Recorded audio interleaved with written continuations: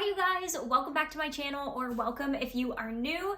Today I wanted to give you 5 powerful questions that you can ask yourselves while you're decluttering. These will work whether you're new at decluttering, whether you are a seasoned vet in decluttering. These are just 5 questions to kind of work those decluttering muscles as you're going through. Because sometimes it can be really hard to decide whether to part with an item or not, whether that's sentimental, whether that's just you're starting out and you don't really know where to turn, you're feeling a little bit overwhelmed. These questions will help guide you through the process and hopefully make it a little bit easier on you.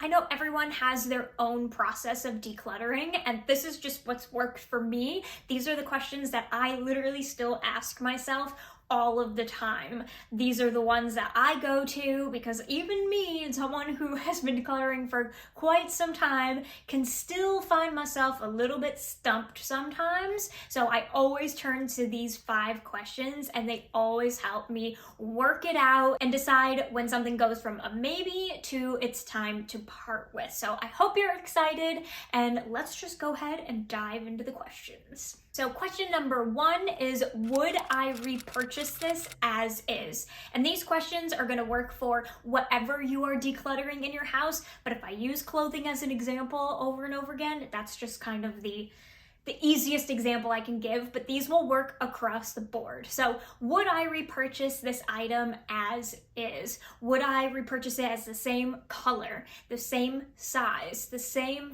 fit, the same brand, even if it's something, you know, kitchen appliance or what have you? Is it a brand I still stand behind? That kind of thing. Would I repurchase this as is? This is such a powerful question because so many times we get caught up on one of those things. We get caught up on, well, you know, it still fits, but maybe it's not necessarily the color that I love, or vice versa. Maybe it's a color that I love, but the fit is just a little bit off. But because one of those things is right, I'm gonna decide to keep it. No. If one of those things isn't right, then it's probably not the right item for you, and it's okay to pass it along because you know what? It's going to be someone else's right item. So that is question number 1. The second question that I have for you is one that you've probably heard in a bunch of different ways before, specifically in a KonMari kind of way, but I just like to keep it a little bit more simple and dive a little bit deeper, and that is, how does it make you feel? You might have heard the spark joy kind of thing. That's okay, but to me it goes beyond that. It goes beyond sparking joy because feelings for things go across the board. It can spark a positive and it can spark a negative. So I like to just blanket it with, how does it make you feel? Does it light you up? Does it make you feel confident? Or does it make you feel some type of way? And when you identify those feelings, it is so much easier to part with something. And this can even be something around like sentimental. Sometimes it is something that brings you so much joy, but sometimes sentimentals can spark other kinds of feelings. And it's easier to go off of that, of how you're feeling, than being like, well, I've had this for a long time, or it was a gift, or whatever. Like, you can base things off of how you're feeling about it right now in the present, not how you felt about it, and it will make it so much easier. This could also go for, obviously, clothing. You know, does it make me feel confident? Do I feel sexy when I wear it? Does it make me, you know, want to strut my stuff when I put it on? Or does it make me feel the opposite? Do I feel like I need to be a certain person to fit into this item?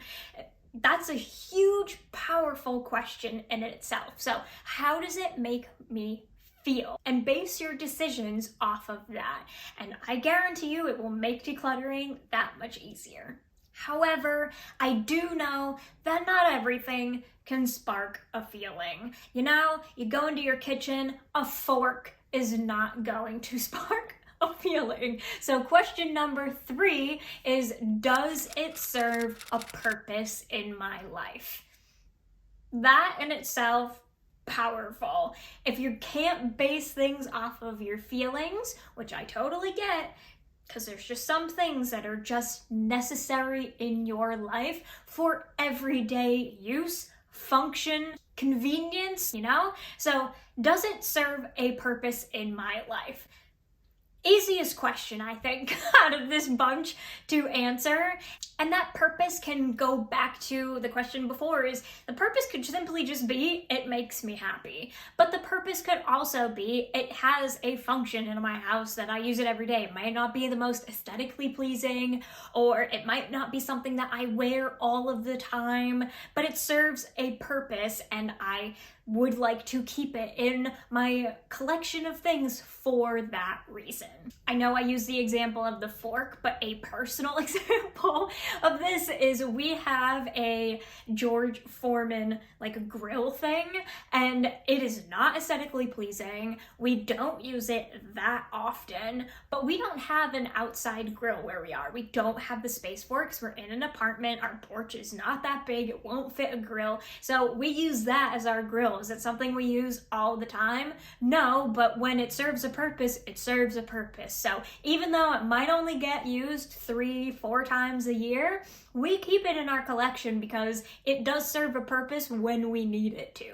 And I think it's totally okay to keep items like that around as long as they are getting used. This isn't talking about stuff in your, junk closet that you've thrown in there and you're just like, it serves the purpose, but does it really?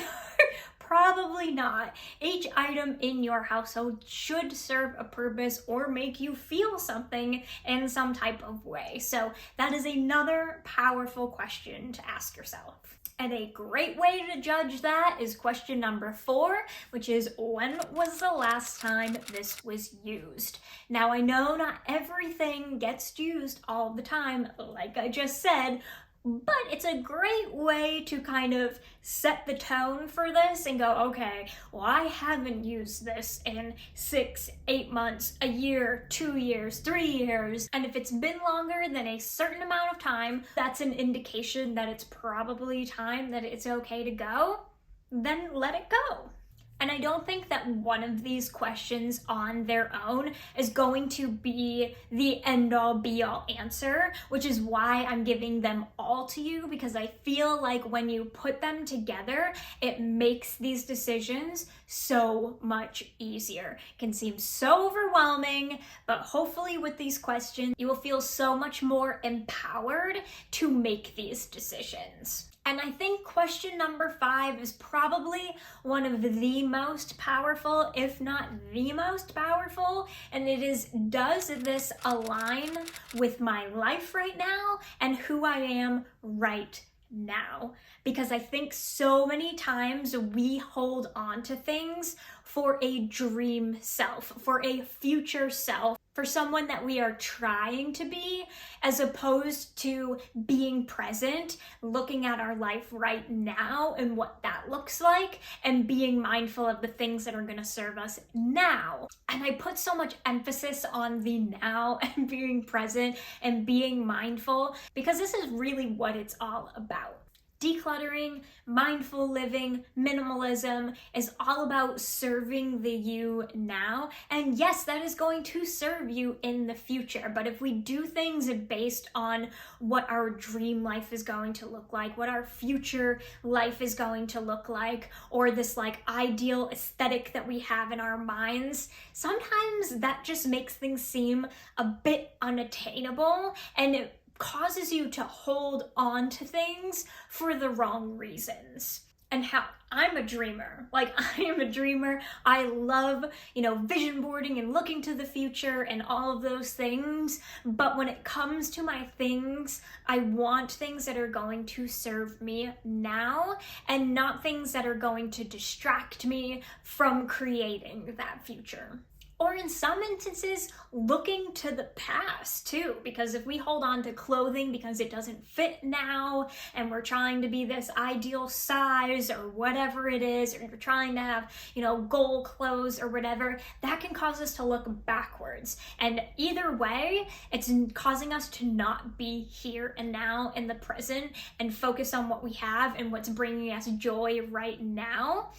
And the things that we have in our home should do that. They should bring us happiness. They should bring us joy. They should make us feel some type of way. But if we're so focused on this outward self, this either future or past self, then none of it is really serving its purpose in the present day.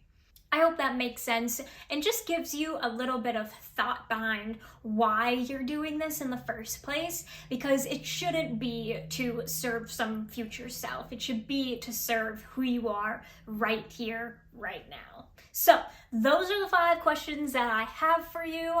Like I said, I hope that this makes going into decluttering just that much easier for you and takes a little bit of the overwhelm away so that you can just focus on the task at hand. You know, like, go through these, ask yourself, and like I said, it might not be one question that helps you come to the decision. It could be grouping some of these questions or asking yourself all of these questions before you come to a decision. But don't rush it. Take your time. Don't get rid of things just to get rid of things, and have some freaking fun with it. So hope you enjoyed. If any of these questions spoke to you, leave it as a comment below. I would love to know which one is your favorite and which one you're going to take into your next decluttering adventure.